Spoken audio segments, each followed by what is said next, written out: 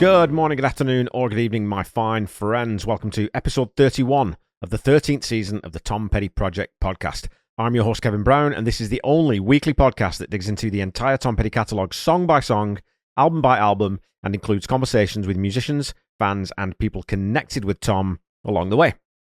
It's that time of year for me to look back at what I was listening to in the past 12 months and give you some recommendations.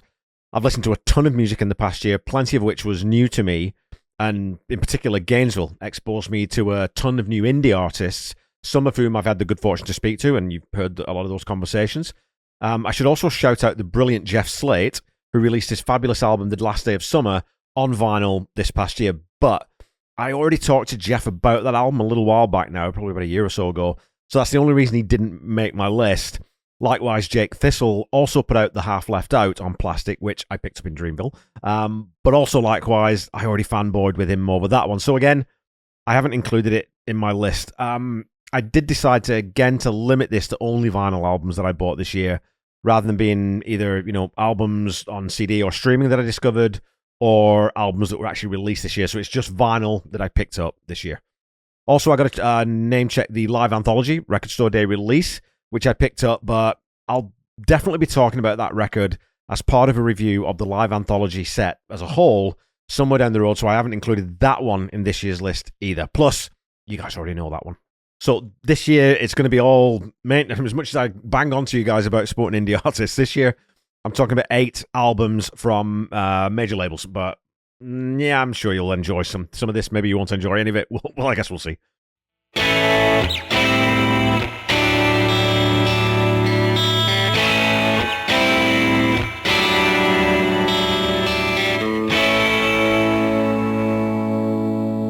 Okay, so we're going to kick this one off on a somber note. Just before Christmas last year, we lost the wonderful Chris Rea. Now, he never really made any serious waves in the US, so he never seems to be talked about in those conversations about great songwriters, or certainly not the ones that I hear. And I think that Fool, If You Think It's Over, was his only top 40 Billboard single, but he had a really solid, consistent career back in the UK, especially in the 80s and the 90s. And I'm still not a catalogue fan, but I loved the album Road to Hell when that came out, and really loved the album Auberge that followed up. I remember buying that one on cassette when I was still in military college, and it wasn't at all cool, and I'm pretty sure I was the only guy in the accommodation block who was listening to him, but looking back, because I was such a big Dire Straits fan, it's no wonder that album hit hard for me. Chris Rea is a guitar player and a vocalist very much in the Mark Knopfler vein. Quite often he's very mellow and introspective, and it's always a great change of pace to listen to him play that guitar, very gently, but beautifully. And I'd recommend checking out the title track from Auberge sometime, and I'll add that to the playlist that I put together for this episode. It has this long, winding intro that leads you ominously into the song, and when it kicks off, it has a really cool swing to it and a great brass section. But the song I wanted to play for you is the second track on the album, Gone Fishing. Now, for UK listeners, I don't know if you're a fan of the TV show Gone Fishing with national treasures Bob Mortimer and Paul Whitehouse, but if you are, you'll likely already know that they took the title from the Chris Rea song because, among other things, Bob was friends with Chris, hailing from the same hometown of Middlesbrough. This song to me is the perfect encapsulation of hazy, dreamy summer weekends. All men taking their tackle boxes out and their fishing rods to the nearest pond or canal and just sitting with their own thoughts for a few hours. It's such a stark counterpoint to the always-on, always connected world that we live in today. When I was over in England visiting family this year, Auberge was one of the albums at the very top of my list to look for, so I was thrilled to find an immaculate copy of it, and I've listened to it a few times already, and it really soothes my soul. So R.I.P. Chris Rea, this is Gone Fishing.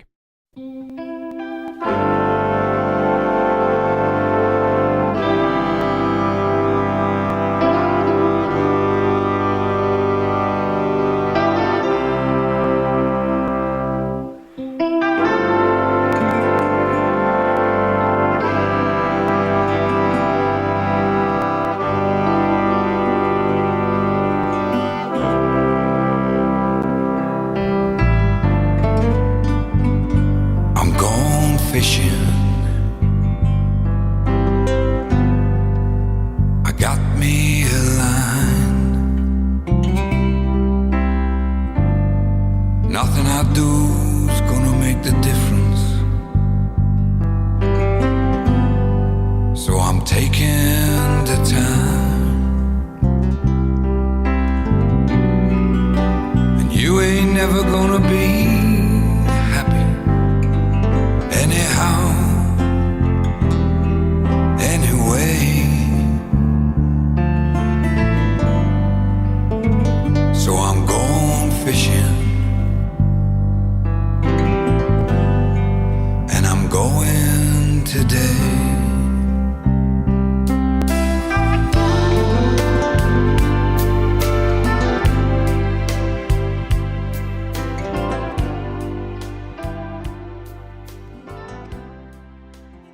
The next album also has a very strong connection to England and family. 1492, The Conquest of Paradise, is my favourite soundtrack album by miles. Yes, I know Songs and Music from She's the One is supposed to be, but I'll qualify this by saying that I mean an instrumental soundtrack, or a score. So Vangelis scored a #1 hit on the Billboard chart back in 1981 with a superb soundtrack to Chariots of Fire, the also very British biopic based on the true story of two British athletes in the 1924 Olympics, Eric Liddell, a devout Scottish Christian who runs for the glory of God, and Harold Abrahams, an English Jew who runs to overcome prejudice. Now, Chariots is also one of my favourites, but 1492 holds a special place in my heart. My hometown Wigan is known for two things: pies and rugby league. Well, and the Wigan Casino and Northern Soul, I guess, if you know any of that stuff, but really mainly it's pies and rugby. Rugby league is a lot different to the form of rugby that most North Americans will be aware of, and it's a lot closer to American football in that it has, tackles that are sort of analogous to downs, and it's a lot more dynamic and high energy. So Wigan is the most successful British rugby team of all time, and I grew up obviously watching them on TV, and if I was lucky, going to the games. The team and the game is also inexorably linked to memories of both of my granddads, who were huge fans and passed on their love of the game to me, especially my mum's dad. So when I was growing up, when I was young, the Wigan team would come onto the field to the sound of Entrance of the Gladiators. If you've never heard that, it goes like this.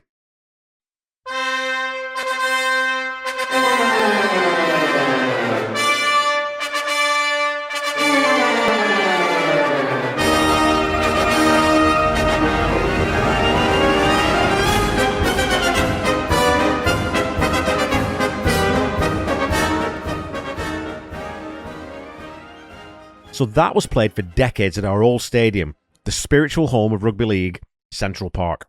In 1999, however, right after I moved to Canada, the old stadium was demolished and the team moved, controversially, to a joint stadium with the local soccer team. As well as a change in location and stadium, the entrance music was changed to the main theme from 1492, Conquest of Paradise.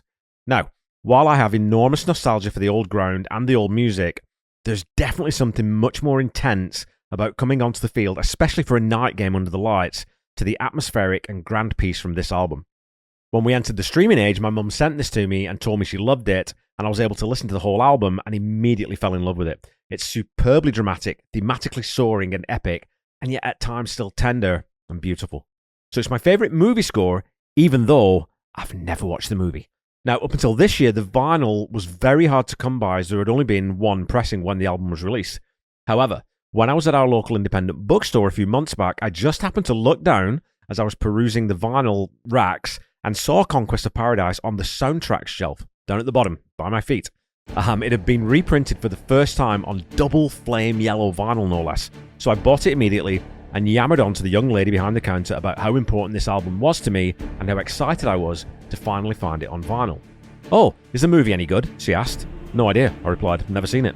I left her with a very bemused expression and immediately ordered a copy online to send to my mum. Let's give it a listen.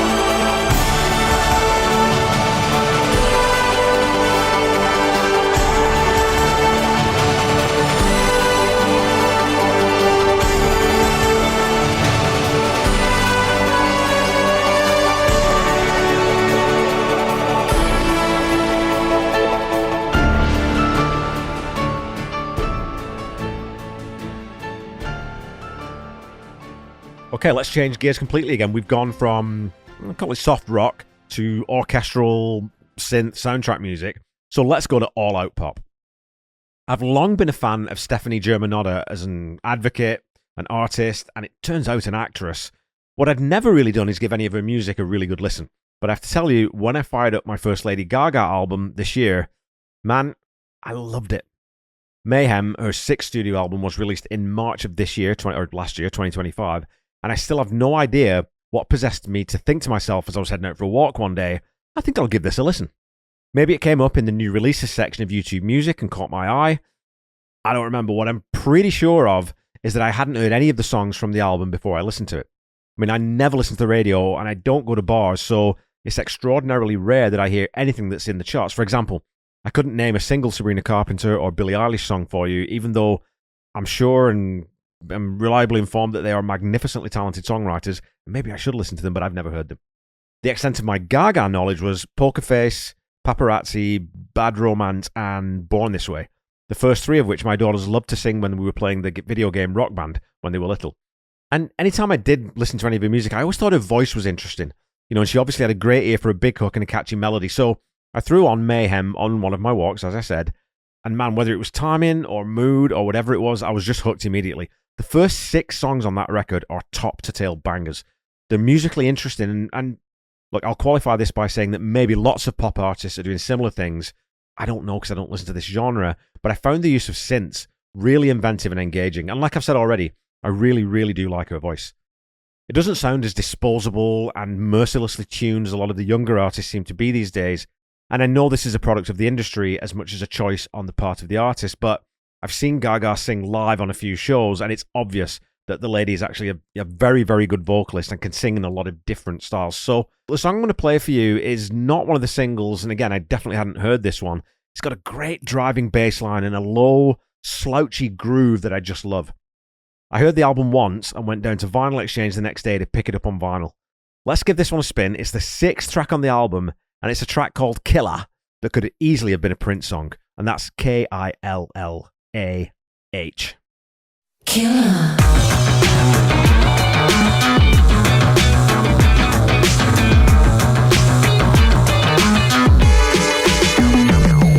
Standing on the corner, smoking that gas, and the boys all pass me by. Talking some shit with your hand on my ass. I'm a murderer in disguise. Yeah, you wanna be cool, but you're making me mad. Bite my lip, it starts to bleed. Yeah, it tastes so good, but it gotta be bad if I'm gonna get you home. Gonna make the curtains scream, believe that. Gonna make the ceiling shake for me. I'ma be a full-time bedroom diva. I'm gonna make you scream, that's a matter of fact. Don't be a fantasy. I'm a killer. And when you gonna die tonight? Killer, killer, killer, killer. I'm a killer. And when you gonna die tonight? Killer, killer, killer, killer. I lighten up my final cigarette. I'll burn a hole right through your eyes. All right, next album. Let's stick with the ladies, and let's talk about an artist who my best friend Randy has been telling me to listen to for literally for years. And for some reason, I just either never got around to it or I wasn't in the right mood to listen when I sort of tried a couple of songs here and there. But Annie Clark, better known as St. Vincent, is definitely one of the most interesting guitar players I've heard in years. And once I started digging into her stuff, it put the work that Ivan Anderson does with his Cyberattack project, and I've talked about Ivan lots on the show. He does a brilliant version of Listen to Her Heart. He's a pop genius, I think. But it sort of gave me a point of reference. I'm like, oh, okay, I get it now. The guitar isn't really the primary front and center instrument all the time. And when it is, it often doesn't really sound like a guitar because she stuffs it through all sorts of interesting effects and plays it in a way that makes it sing in an entirely different voice to what you're used to from a guitar. The album that I'm talking about is All Born Screaming, released in 2024. The cover art for this is also absolutely fantastic and depicts St. Vincent mid-dance move with her arms ablaze. And this aligns totally with her aesthetic. She has an uncompromising, in-your-face attitude on stage and is very visually performative. A few years ago, she did a collaboration album with David Byrne from Talking Heads, and if you're at all familiar with how he presents his music on stage, you'll have some sense of where she's coming from. The album's described on Wikipedia as art rock, progressive rock, art pop, industrial rock. So it's safe to say that people don't really know what box they're supposed to put Ms. Clarke into, and I think that's a very good thing. She ends up only really sounding like St. Vincent. The clip I'm going to play for you here is actually a live performance of the song Big Time Nothing, which comes from an appearance on The Graham Norton Show. I'll put a link in the episode notes because you absolutely have to watch this lady own a stage. She has incredible presence. This was the video that Randy sent to me that finally captured my imagination and set me down the St. Vincent rabbit hole. I now have 3 of her albums on vinyl, and I know I'll definitely end up owning all of them at some point. All Born Screaming is a tour de force of dark pop melodies, at times casual, at times defiant, at times gloriously sexy vocals and hooks for days and days and days. And you know what? She's so interesting, far too interesting to ignore. This is Big Time Nothing. Don't show, don't flake, go hard, D-base, don't make a dishonest mistake, don't be so sure. I need a cure. One more score. Big time nothing. Just like a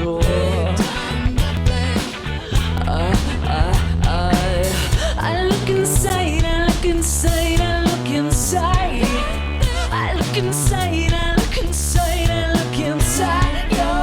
I look inside, I look inside, I look inside.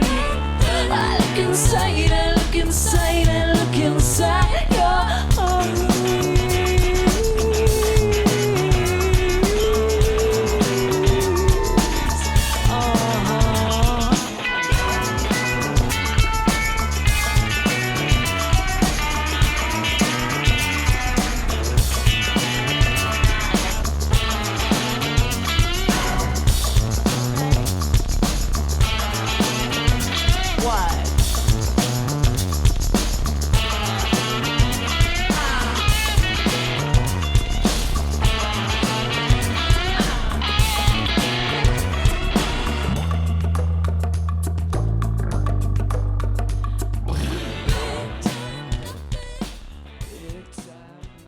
Okay, I think you're ready for some heavy, heavy rock music.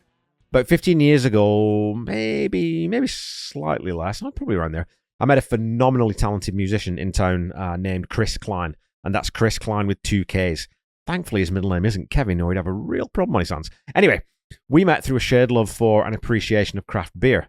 I then discovered that Chris was a monumentally talented songwriter, singer, guitar player, performer, and I mean monumentally talented. I'll share a link to his self-titled album, Firing at the Sky, in the episode notes, because, man, oh man, it's hard rock in this sort of, I'd put him like maybe in the Audio Slave type area, and it done to absolute perfection. Chris was also the first person to play I Should Have Known It for me. This was before I really started digging into Tom's music, but I do wonder sometimes if hearing that song sort of shattered my preconceptions about what Tom Petty was as a songwriter, and whether that was floating around in my subconscious, occasionally poking its head up and saying, hey, remember that Tom Petty song that you didn't think sounded anything like Tom Petty, that one you liked? You should look into that. If that's the case, it's just one more thing I should thank Chris for. And weirdly, I've never actually made that connection until I sat down to write this episode. Anyway, Chris is into a lot of really heavy music and gets into territory that I don't always find that I enjoy, especially when the vocal is mostly just sort of screaming or shouting. But one of the bands he introduced me to, I absolutely fell in love with and have been a fan of ever since. Clutch is an American rock band from Germantown, Maryland. Since their formation in 1991, the band lineup has included Tim Salt on lead guitar, Dan Maines on bass, John Paul Gaster on drums, and Neil Fallon on vocals, rhythm guitars, and occasionally keyboards. For the first year, I guess they had a different vocalist before they hadn't actually been in the studio, but Neil Fallon soon assumed that role, and when you hear his voice, you think, you had someone else instead of this guy? He has this really low, menacing growl that isn't contrived or, it's not put on as some sort of character or some kind of shtick. He's just one of those guys whose vocal cords seem to be made out of inch-thick copper wire. Clutch skirts around doom, stoner, and blues rock and heavy metal. They also have one of the best groove drummers on the planet, and I've become an enormous fan of John Paul Gaster's playing. The album I picked up this year, though, was actually released in 2022. Now, the first new release that I heard after becoming a fan was 2015's Psychic Warfare, but the follow-up to that one, Book of Bad Decisions, for some reason, fell a little bit through the cracks for me, and I've gone back and listened to it a couple of times, but apart from a couple of really standout tracks, it's not an album that knocks my socks off. So I wasn't really following what they were doing and missed that they had released the album I'm going to recommend to you, Sunrise on Slaughter Beach, which is the 13th release. First of all, it's another sensational album cover. It has like a futuristic samurai vibe in pinks and purples that is very, very striking. And musically, it does something they haven't done in, I'd say, 3 or 4 albums, and quite noticeably moves their style into a different area again. It sort of brings in a different sonic palette. And it falls, I would say, more in the stoner metal kind of area than maybe the hard progressive rock or, you know, the really sort of heavier metal in their early years, or the more groove-laden and bluesy mid-period work.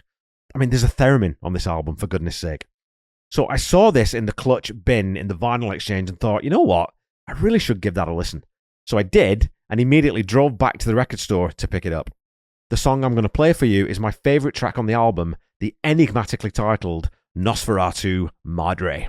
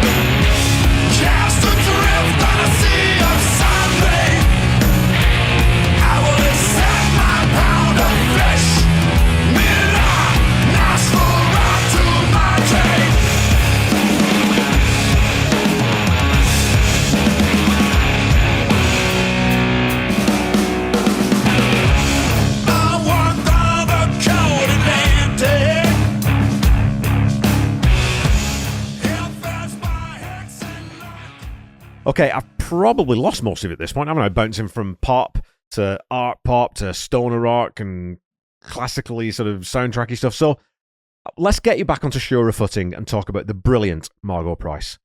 I discovered Margot, I'm sure some of you did too, through the sensational State of Mind from Mike and the Dirty Knobs' brilliant album, External Combustion. When her vocal cuts through in that second verse, I just fell in love with it. I then discovered what a genuinely badass, authentic, outlaw country artist she is, and started listening to her solo albums, every one of which is top-notch.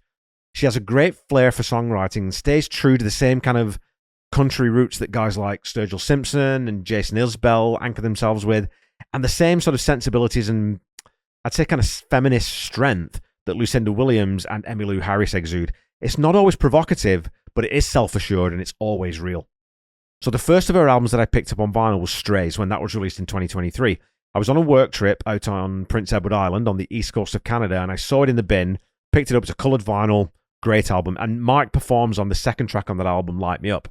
And once I started digging into that back catalogue, I discovered her debut, Midwest Farmer's Daughter, and the more, I'd call it maybe accessibly mainstream, That's How Rumours Get Started. But in the last 2 or 3 years, Margot has very deliberately moved back to a sort of more traditional country sound, and it's actually earned her a couple of Grammy nominations for this year, including for the album I'm including in this review, which is Hard-Headed Woman.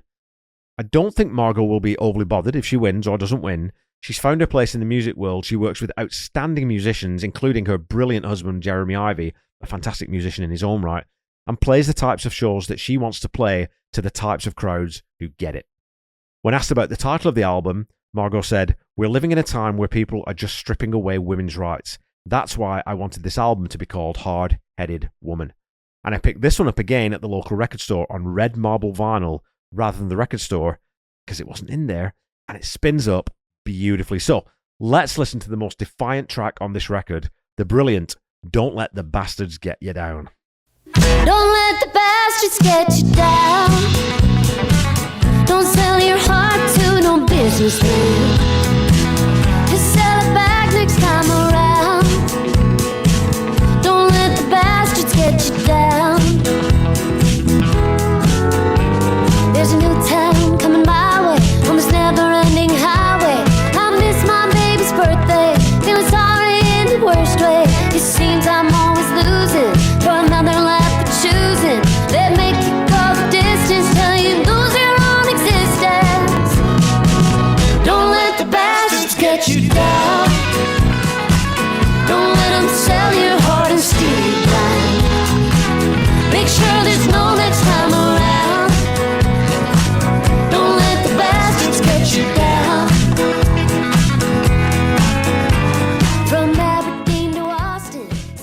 Okay, 2 albums to go.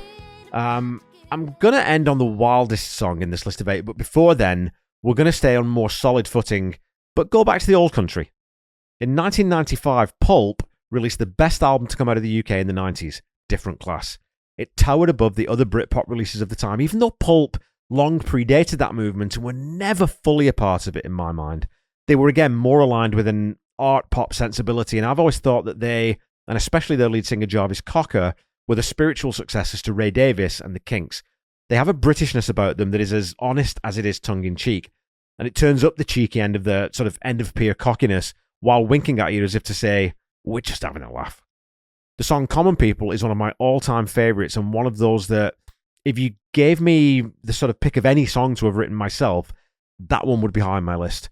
Pulp disbanded in 2001 before making a triumphant return with 2025's More, and I bought that one on vinyl this year too, but that's not the album I'm including here. Instead, I'm going with one of the very few albums I've ever special ordered through the record store. I don't usually order in, I just love the joy of finding records or seeing them turn up in the used bin or through reissues or whatever. I think just when you find a record you've been looking for, you know, out in the wild, it's such a great feeling. So I just don't ordinarily ask for them to be brought in. However, because Jarvis Cocker, especially as a solo artist, is so very English, and because this album did absolutely nothing in North America, I figured that I'd probably be waiting a long time to find it, so I had it brought in, and man, am I glad I did. It's another album I'd listen to while out on a walk and resolved to pick up on vinyl ASAP, and it's everything you'd expect from a solo Jarvis Cocker album. It sounds very much like Pulp, but with the bombast scaled back a little. It's still tongue firmly in cheek when it's not down someone else's throat, and it's still sneeringly self-confident one minute, but completely emotionally naked the next. And you always have the sense that Jarvis knows that the confidence is all front and that he's just as screwed up as everyone else. But he manages to walk the line absolutely perfectly between showmanship and honest-to-goodness emotional depth. The album is called Further Complications, which is also the superb title track, but that's not the one I'm going to play for you. I wanted to play this one for you as it really showcases Jarvis Cocker's very British, very black sense of humour. It's a song that he sings through in the verses before adopting a sort of full club crooner style in the choruses. It's a song called I Never Said I Was Deep.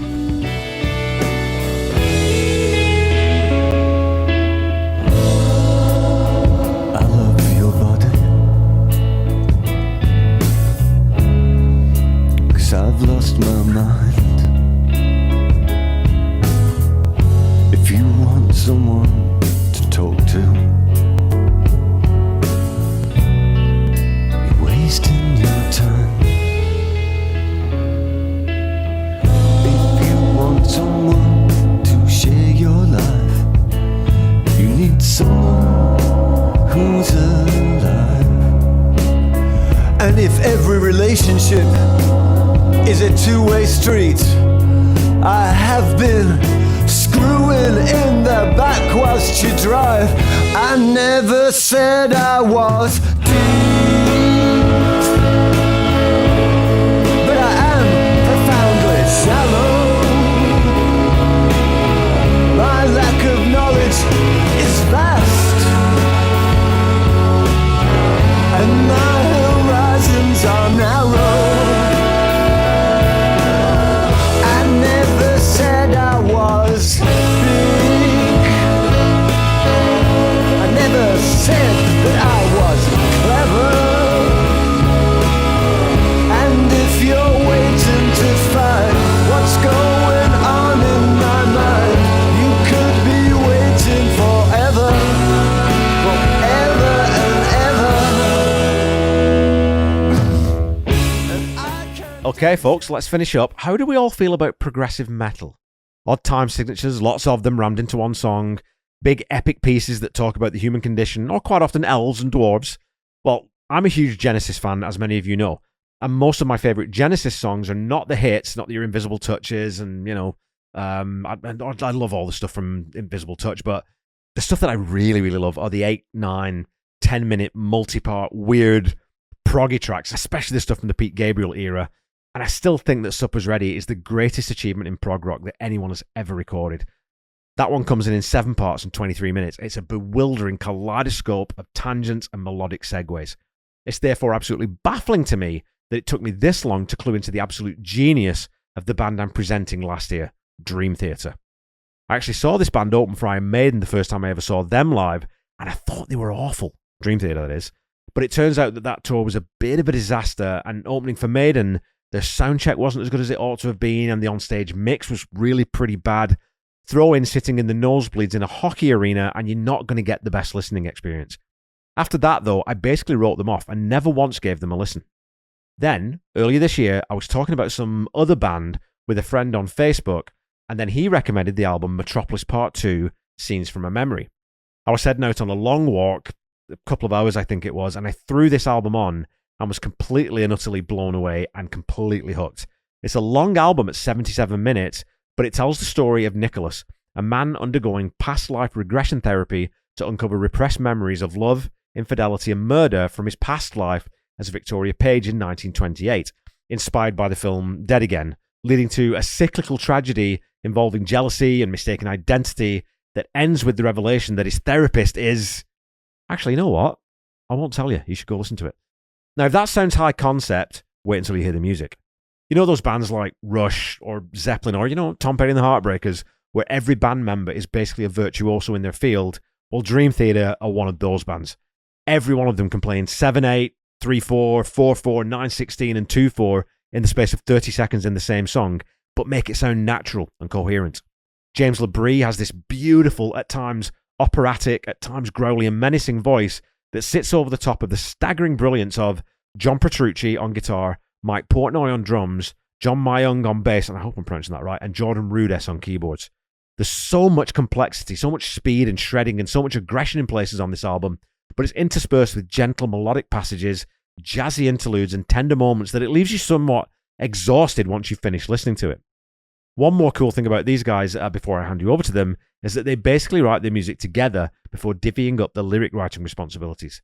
To then be able to construct a concept album of this quality, doing it that way, is to me absolutely remarkable. The track I'm going to play for you has extremely Pink Floydian vibes, I think, and this one is a coda of sorts to the opening track in which the protagonist, Nicholas, finds peace and acceptance regarding his destiny and the nature of life and death. This is The Spirit Carries On.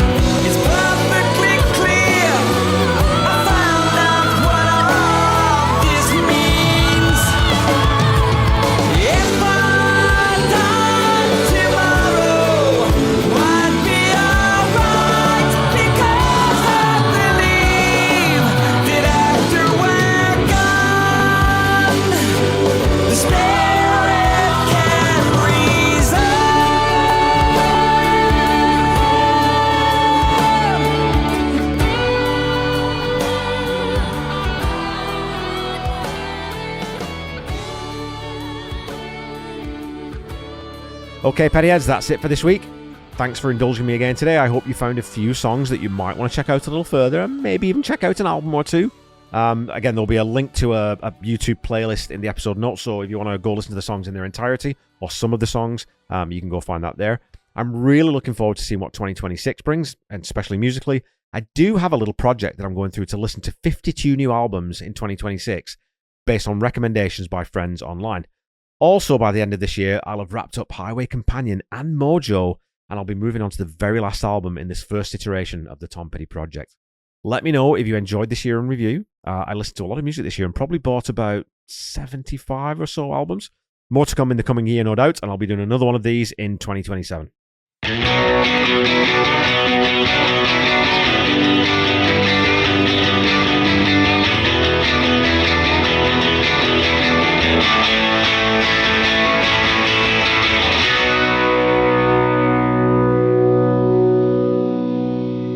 Tom Petty Project is a proud member of the Boneless Podcasting Network, which is a loose collective of podcasting friends and acquaintances brought together and championed by the inimitable Chaz Charles. Go check out the roster by clicking on the link in the episode notes. You can also check out My The Podcast, Seaside Pod Review, a Queen podcast that I co-host with my very good friend, Mr. Randy Woods, who's off to Zambia for a couple of weeks for work. Randy also performs all the music you hear in the podcast, and he's just a great guy and a great musician. You can also check out the Ultimate Catalog Clash that I co-host with my pal Corey Morissette. We've just finished up the last album review for the Black Crows, and we'll be finding out who we'll be covering in Season 8 next week when we release our season wrap episode. Don't forget to follow me on Facebook, Instagram, Threads, and YouTube at The Tom Petty Project, and on Blue Sky at Tom Petty Project. Go follow, like, subscribe as applicable, and again, please leave a review or a rating if you haven't done that already. Keep talking to me on social media, and I'll keep reading out your comments on the show. And as your weekly reminder, the Tom Petty Project is not affiliated with the Tom Petty Estate in any way. So, when you're looking for Tom's music, please visit official streaming platforms. Better yet, like I always tell you, please go to your local independent record seller to grab some physical media. It's good for your soul, folks. It's great to be able to hold something in your hands. If you're looking for official merchandise, go to tompetty.com. And if you're looking for merch for this show, please go to store.tompettyproject.com. There's 3 new designs in there right now. One, the Happy Hour Pool Room from down in Gainesville. It's been long closed, but there's a photo of Tom wearing one of their T-shirts on stage. So I recreated that one. That's on there. And there's also a couple of T-shirts, one for Spike and then one for 898 Authentic Rock and Roll with a new-ish sort of logo.